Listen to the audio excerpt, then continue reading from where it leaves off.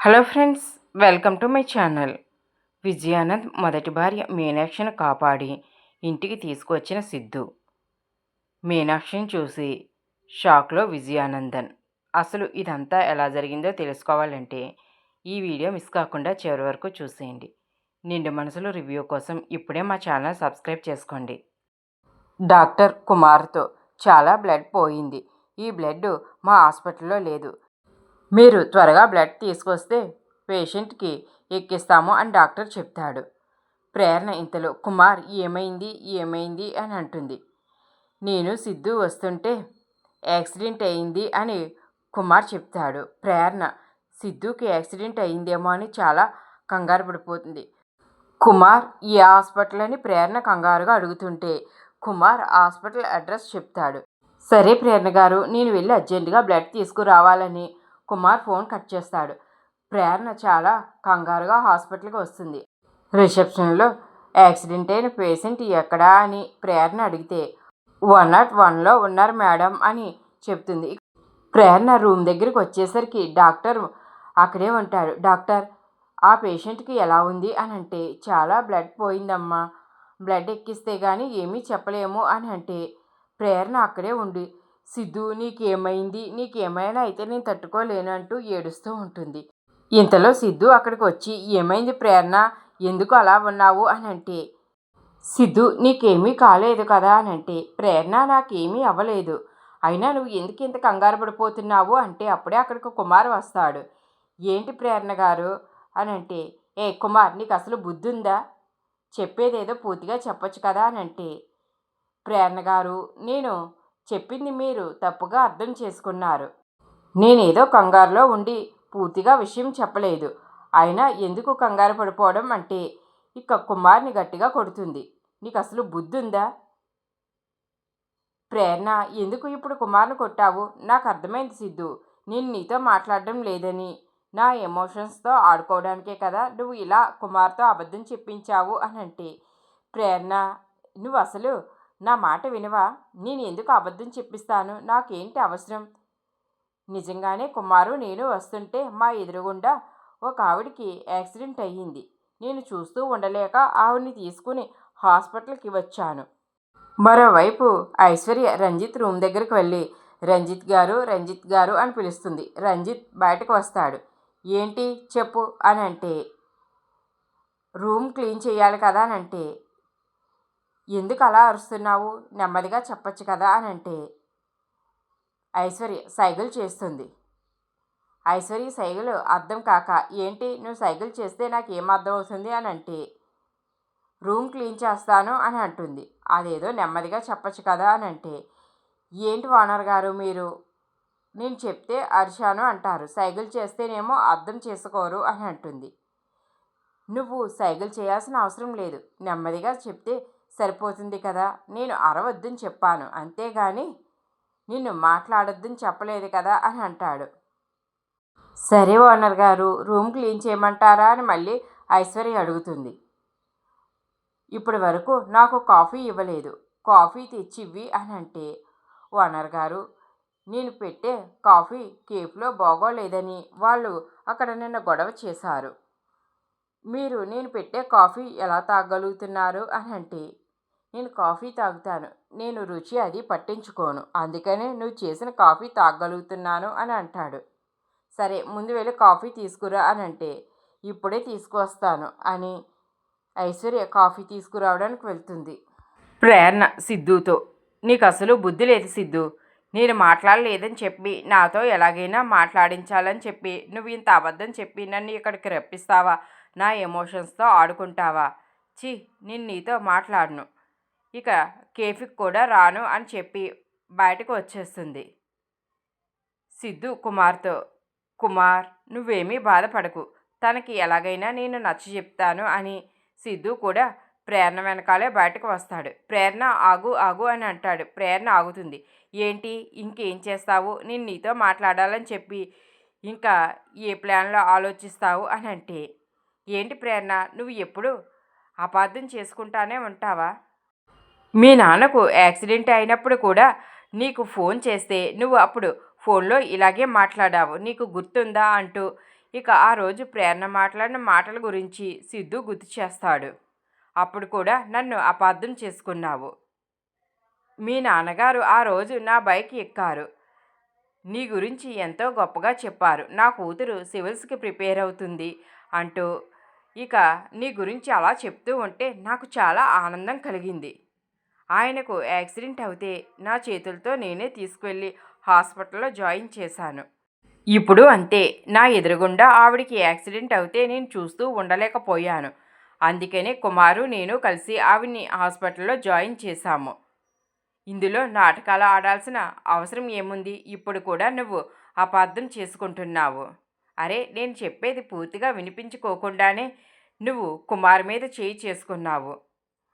నా ఎదురుగుండా ఎవరికైనా ఏమైనా అయితే నేను చూస్తూ ఉండలేను. వాళ్ళకి ఏదో విధంగా సహాయం చేస్తాను.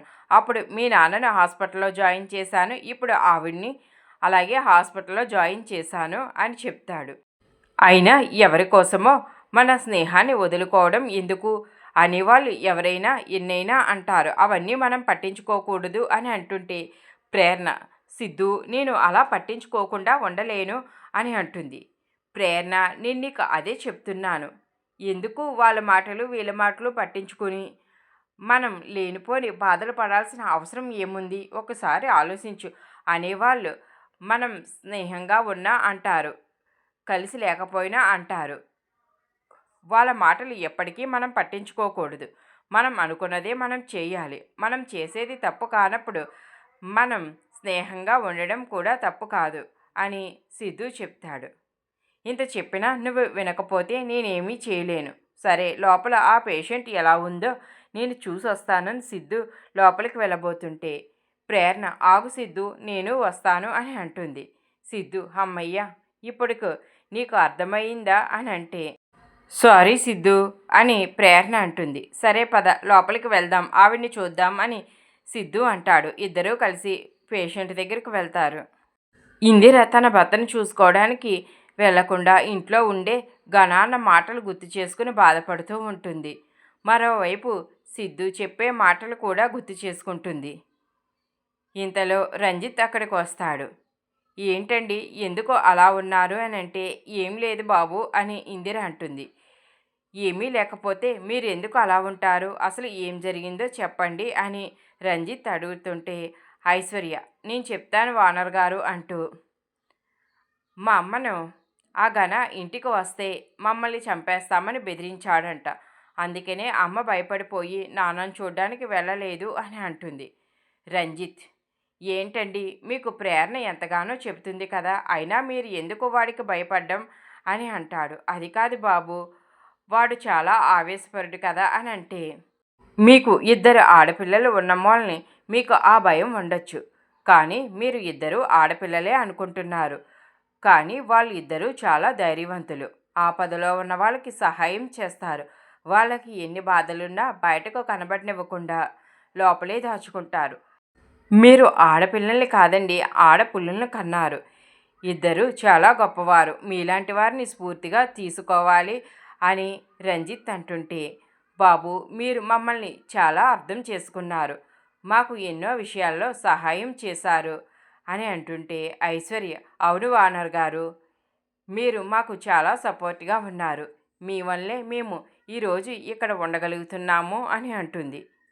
రంజిత్ ఇందిరతో, మీరు ఆ ఘన ఏం బెదిరించినా వాడి మాటలు వాడిని పట్టించుకోకండి. మీరు ఎప్పట్లాగే అక్కడికి వెళ్ళండి. మీకు అండగా ఎప్పుడూ నేను ఉంటాను అని రంజిత్ చెప్తాడు. అలాగే బాబు, మీరెంత ధైర్యం చెప్పిన తర్వాత నేను ఖచ్చితంగా మీ మాట వింటాను. ఇప్పుడే ఐశ్వర్యం తీసుకుని ఆయన్ని చూడడానికి బయలుదేరతాను అని అంటుంది. సరే అండి, నాకు ఆకలి వేస్తుంది అంటే, సరే బాబు మీరు కూర్చోండి, ఇప్పుడే భోజనం తీసుకువస్తానని ఇందిర అయితే లోపలికి వెళ్ళి భోజనం తీసుకువచ్చి రంజిత్కి వడ్డిస్తుంది. సరే బాబు, మీ భోజనం పూర్తి అయింది కదా, ఇక మేము ఆయన్ని చూడ్డానికి వెళ్తాము అని అంటే, మీకు అక్కడ ఏదైనా ఇబ్బంది కలిగితే నాకు ఫోన్ చేయండి అని చెప్తాడు. అలాగే బాబు అని ఇందిర అంటుంది. ఐశ్వర్య, ఓనర్ గారు, స్కూటీ కీస్ మీ దగ్గర ఉన్నాయి. మీరు కీస్ ఇస్తే మా అమ్మను తీసుకెళ్తాను అని అంటుంది. ఓ, ఇందాక నేను తీసుకువెళ్ళాను కదా, మర్చిపోయాను, ఇవిగో కీస్ అంటూ రంజిత్ ఐశ్వర్యకు స్కూటీస్ కీస్ అయితే ఇస్తాడు. ఇక ఐశ్వర్య ఇందిరని తీసుకుని ఘన ఇంటికి బయలుదేరుతుంది. ప్రేరణ, సిద్ధు పేషెంట్ దగ్గరికి వస్తారు. ఇంతలో కుమార్ కూడా వస్తాడు.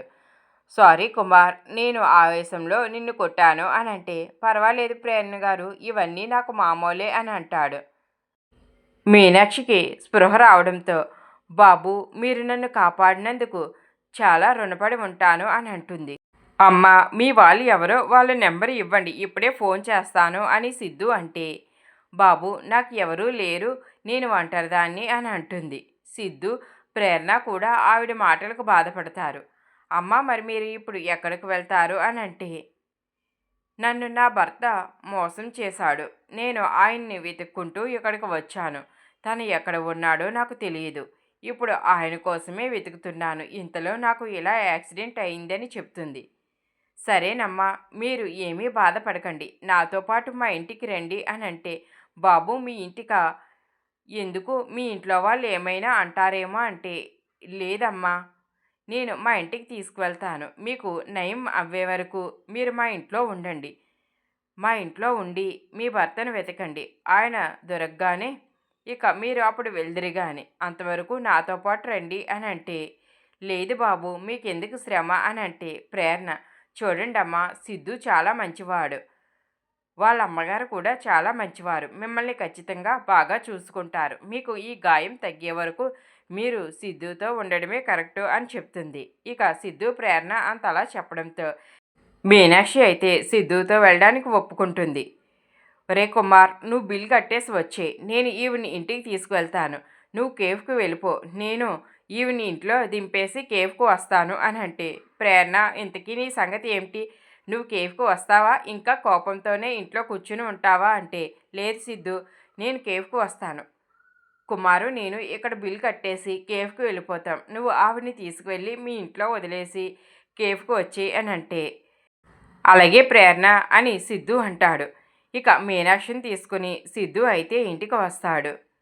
మంజు అయితే, సిద్ధు ఎవరు ఈవిడ, ఆ తలకు కట్టేంటి అని అంటే, అమ్మా ఈవిడికి యాక్సిడెంట్ అయింది, నేను కుమారు ఈవిని కాపాడి హాస్పిటల్లో జాయిన్ చేశాము, ఈయన భర్త ఈవిడ్ని మోసం చేసి వెళ్ళిపోయారంట, ఇక్కడికి వచ్చాక ఈవిడికి ఎక్కడికి వెళ్ళాలో తెలియదు, ఆవిడికి ఎవరూ లేరు, ఈ గాయం తగ్గే వరకు మన ఇంట్లో ఉండమని చెప్పి తీసుకొచ్చాను అని అంటే, మంజు చాలా మంచి పని చేసావు, సరే సిద్ధు ఆవిడ్ని ఆ రూమ్లోకి తీసుకువెళ్ళు, ఏమైనా తిన్నారా మీరు అని ఆవిడ్ని మంజు అడిగితే, లేదమ్మా అని అంటే, సరేనమ్మా ఇప్పుడే టిఫిన్ తీసుకువస్తాను, తినేసి మీరు ట్యాబ్లెట్లు వేసుకుని ఆ రూమ్లో విశ్రాంతి తీసుకోండి అని అంటుంది. ఇంతలో విజయానంద్ వస్తాడు.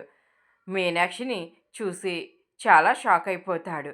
మీనాక్షి కూడా విజయానందం చూసి షాక్ అయిపోతుంది. మంజు, ఏవండి ఈవిడికి యాక్సిడెంట్ అవుతే మన సిద్ధుయే కాపాడి ఇంటికి తీసుకువచ్చాడు, ఆవిడికి ఎవరూ లేరంట, ఇక్కడ ఎవరూ తెలియదంట, ఆయన భర్త మోసం చేసి వెళ్ళిపోతే అతన్ని వెతుక్కుంటూ ఈవిడ ఈ సిటీకి వచ్చిందంట, ఈవిడికి నయం అవ్వే వరకు మన ఇంట్లోనే ఉంటుందని సిద్ధు ఇక్కడికి తీసుకువచ్చాడని మంజు విజయానంద్తో చెప్తుంది. మీనాక్షి అయితే, మంజు విజయానందని ఏవండి అనడంతో, ఏంటి అంటే, నన్ను మోసం చేశాడు అని అనుకున్నాను, ఇక్కడ డబ్బున్న ఆవిడ్ని పెళ్లి చేసుకుని చాలా దర్జాగా కనిపిస్తున్నాడు, ఇప్పుడు ఈ నీచుడే నా భర్త అని చెబితే ఈవిడ ఏమనుకుంటుంది, నన్ను కాపాడి తీసుకొచ్చిన ఈ సిద్ధుబాబు ఏమనుకుంటాడు, ఇప్పుడు నేను వీడి గురించి నిజం చెప్పాలా లేక నాకు నయం అవగానే ఇక్కడి నుంచి వెళ్ళిపోవాలా అని అనుకుంటుంది. విజయానంద్ అయితే మీనాక్షి ఎక్కడ నిజం చెప్పేస్తుందో అని చాలా టెన్షన్ పడుతూ ఉంటాడు. సిద్ధు అయితే మీనాక్షిని విజయానందని గమనిస్తూనే ఉంటాడు. ఏంటి ఈవిడ ఆ పెద్ద మనిషిని చూడగానే అంత షాక్ అయ్యింది, ఆ పెద్ద మనిషి కూడా ఈవిని చూడగానే అంత షాక్ అవుతున్నాడు, అసలు వీళ్ళిద్దరికీ మధ్య సంబంధం ఏమిటి, ఎలాగైనా ఈవిడ్ని అడిగి తెలుసుకోవాలి, ఎలాగా ఆ పెద్ద మనిషి నిజాలు చెప్పడు, తనకు ఏ రోజు నిజాలు చెప్పే అలవాటు లేదు, కొంపతీసి ఈవిడ భర్త కానీ ఆ పెద్ద మనిషి అవ్వుంటాడా, అమ్మను మోసం చేసినట్లుగానే ఈవిడ్ని కూడా మోసం చేశాడా, ఎలాగైనా ఈవిడ దగ్గర నుంచి నిజం తెలుసుకోవాలని సిద్ధు అయితే ఇక ఆవిడ్ని రూమ్లోకి తీసుకువెళ్తాడు. టిఫిన్ పెట్టి టాబ్లెట్లు అయితే ఇస్తాడు. అమ్మా మీ భర్త ఆచూకీ గురించి చెప్తారా అని అంటే మీనాక్షి ఏం చెప్పాలో అర్థం కాక బాబు అని అంటుంటే ఇంతలో విజయానంద్ సిద్ధు అని పిలుస్తాడు. ఏంటి ఎందుకు పిలిచావు అని సిద్ధు అంటాడు.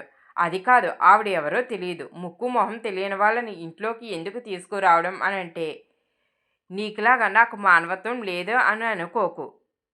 నేను నా ఎదురుగుండా ఎవరికి ఎలాంటి కష్టం వచ్చినా చూస్తూ ఉండలేను. అయినా నేను ఈవిడ్ని తీసుకొస్తే నీకేంటి ఇబ్బంది? ఈవిడ వచ్చినప్పటి నుంచి నువ్వు చాలా తేడాగా కనిపిస్తున్నావు. నా అనుమానం చూస్తుంటే ఈవిడ్ని పెళ్లి చేసుకుని వదిలేసింది నువ్వేనా అని అంటుంటే ఏంటి ఈ సిద్ధుకి నిజం తెలిసిపోయిందా? నిజం తెలిసే అంటున్నాడా, లేకపోతే నా దగ్గర నుంచి నిజం రాబట్టడానికి ఇలా మాట్లాడుతున్నాడా? ఇప్పుడు అయినా నేను చాలా జాగ్రత్తగా మాట్లాడాలి. ఇప్పుడు తనే నా మొదటి భార్య అని తెలిస్తే మంజు ఊరుకుంటుందా? తక్షణమే నన్ను ఇంట్లోంచి మెడపెట్టి బయటకు గెంటేస్తుంది. ఇక ఈ ఆస్తిలో నాకు చిల్లి గవ్వ కూడా రాదు. నేను మళ్ళీ రోడ్డున పడాల్సింది. అలాంటి పరిస్థితి రాకూడదు అంటే మీనాక్షి నిజం చెప్పకూడదు అని అనుకుంటాడు. నేను మాట్లాడుతుంటే నువ్వేంటి ఆలోచిస్తున్నావు? నేను అడిగిన దానికి సమాధానం చెప్పు అని విజయానంద్ మీద సిద్ధు అరుస్తాడు. సిద్ధు ఏంటి నువ్వు నీ అనుమానాలు? ఆవిడ ఎవరో నాకు నిజంగా తెలియదు. అంటే ముక్కు మొహం తెలియని వాళ్ళకు ఎందుకు సహాయం చేయడమని అలా అంటున్నాను అని అంటే మీనాక్షి ఆ మాట విని ఏంటి నీకు ముక్కు ముఖం తెలీదా? నువ్వు నన్ను ఇష్టపడి పెళ్లి చేసుకున్నావు. ఇప్పుడు డబ్బున్న ఆవిడ దొరకగానే నన్ను మోసం చేసి ఈ సిటీకి వచ్చి ఇక్కడ ఈవిడ్ని పెళ్లి చేసుకున్నావు. నేను ఈ విషయం బయట పెట్టలేదు అని చెప్పి నువ్వు ఇంకా ధైర్యంగా మాట్లాడగలుగుతున్నావు. నీ గురించి ఇప్పుడే వీళ్ళకి నిజం చెప్పేస్తాను. నీ నిజ స్వరూపం బయట పెడతాను. నువ్వు ఎలాంటి నీచుడివో వీళ్ళకు తెలియాలి. ఆవిడ నిన్ను ఎంతగానో అభిమానిస్తుంది. ఇక నీ నిజ స్వరూపం తెలిస్తే ఆవిడే నిన్ను మెడపెట్టి బయటకు గెంటేస్తుంది అని మీనాక్షి అయితే మంజుతో నిజం చెప్పడానికైతే ట్రై చేస్తుంది. సిద్ధు విజయానంద్ మొదటి భార్య మీనాక్షిని కాపాడి ఇంటికి తీసుకురావడం మీలో ఎంతమందికి నచ్చిందో కామెంట్ చేయండి. ఈ వీడియో నచ్చితే లైక్ చేయండి. Thanks for watching.